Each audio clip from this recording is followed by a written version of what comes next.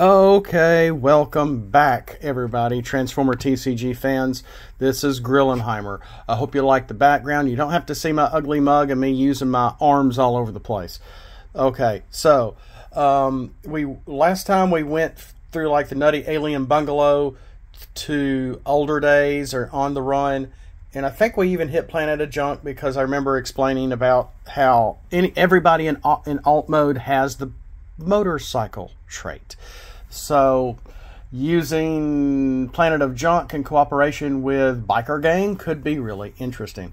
But I'd missed one called the Omega Bunker, number 29 out of my file 3 goodness gracious, file 3 folder here. The Omega Bunker is a base card that is defensive on the flip, defensive on the main ability here. While this card is in the battlefield, when a character equipped with a weapon defends, has tough 2 for battle.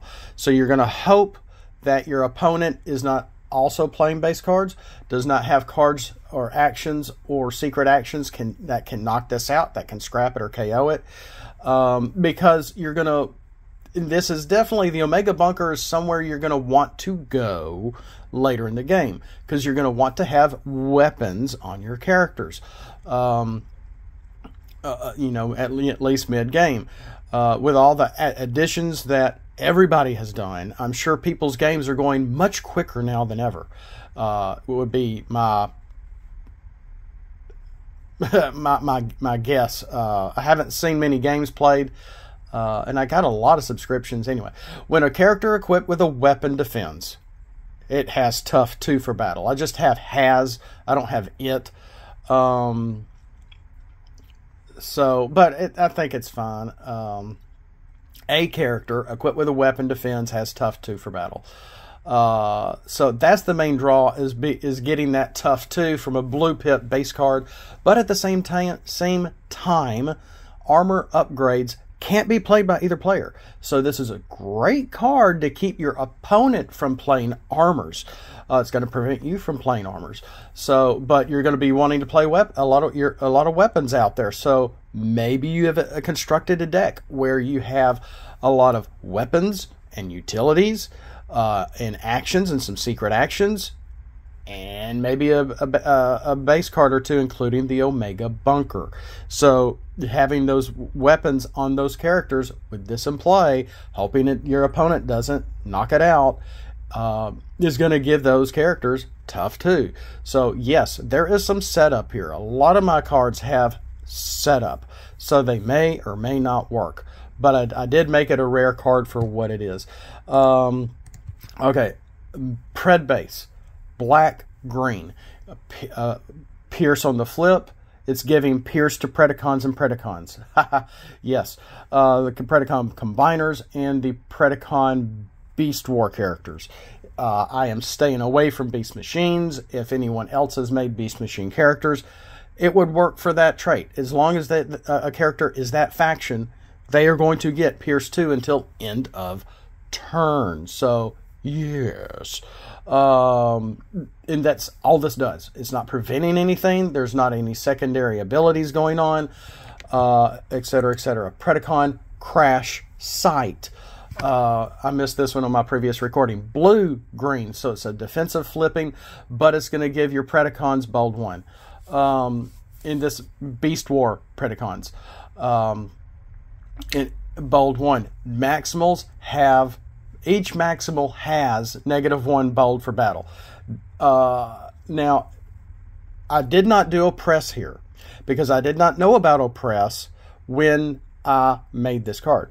And I made this only a Predacon faction card. It is not a maximal card because, one, you are hurting the maximals. You're not, I mean, I guess I could have done both, but it just been kind of silly. It's the Predacon Crash Site. I mean, I do have one for their ship. What is their ship called? I can't remember. Somebody made it up after the show ended. Anyway, so each Predacon has bold 1 until end of turn. So yeah, if you're playing a lot of my Beast War characters, my Beast War Predacon characters, or someone else's, you know, and you're about 3, maybe 4 wide, then yeah, and you have a couple of 2 characters left that are untapped, you know, that's going to be a nice perk. While at the same time having Maximals have -1 bold for battle. If your opponent is not playing Maximals, well, that's not pertinent anymore now, is it? Let's keep going. Predacon Station. This is really neat. I like this. It's gonna really affect everybody. Orange, green. Each beast has tough 2 for battle. So you better hope your opponent does not have playing Wave 5 beasts, Beast War beasts, or any other kind of beast. Well, I was just thinking about my Magna Boss and Tripedicus characters, which are just, I really like them. I think I did those combiners pretty good, pretty well done, I think, for what they are. So it's a nice defensive card to be able to get tough 2, not just tough 1, but beasts tough 2, which means they're going to need to be in alt mode. When an upgrade is scrapped, well, I take that back. Some of my Beast War Transmetal characters have the beast trait in their alt 2 modes, if I remember. When an upgrade is scrapped, do 1 damage to an enemy in bot mode. This is going to help you. This is going to help your opponent, because if they are playing in an upgrade is scrapped, maybe I should say for turn, do 1 damage to an enemy in bot mode. And since this is a blank pip, I didn't mean blank pip, since it's factionless, this doesn't have a faction on here, I think I fix this really quick, very easily. So yeah, when an upgrade is scrapped for turn, not during battle, do 1 damage to an enemy in bot mode. So yeah, if you're playing and you're getting your cards and say, well, yeah, you put on a weapon. Was it enforcement batons that can scrap an enemy's weapon? You just scrapped one of their upgrades for turn, so now you can do a 1 damage to one of their characters in bot mode. That's the rub here. That's the rub here. So yeah, if they scrap it, if it's their turn and they scrap an upgrade, whether they're simply putting a lockpick on a character that already has a utility, because that's how lockpick that I made works, to be able to, you know, swap out a utility for a utility, yes, you are scrapping an upgrade. Therefore, you get to do 1 damage to an enemy in bot mode. Well, you're the enemy. Okay, so if you have Predacon Station in your deck and you have this in play, you better make sure when you might want to be using characters that have better attack in alt mode than bot mode. Just saying. But it's a really neat thing. That's where you're going to be able to get non-attack damage on your enemy's characters, and they're going to be able to do it in return. But if you're playing beasts, you're going to be able to have a fancy tough 2 on here as well. Oh gosh, I wanted to go over more than this, but Supreme Bridge, orange, green, only spaceships can get this on the flip. This is very full. Each leader in Titan Master has Pierce 2 for battle. So if you get this early in the game, it's going to help leaders. If you play this later in the game and you're playing Headmasters with Titan Masters, yeah, if your Titan Master comes off, then they normally only get like 1 swing, and they're normally out on their defend because they have so low health. Then yeah, they're going to get at least Pierce 2 with that swing to ensure a bite at the opponent. When a utility is equipped on a Guardian, the player may flip a character they control. Yes, this is an image from Transformers Animated, and that's Megatron in the head of Starscream. So I'm pulling ideas not just from the image, but Also, well, from the image. So Omega Supreme is a Guardian, whether he's combined or the single big promo, the first one that we got. I believe but they're both 19 stars, which means you're allowed, you can get another character in there, say even a Flame War, per se. But the whole point is a flipping character. So when a utility, if you put a utility on your Omega, you're going to be able to flip your other character.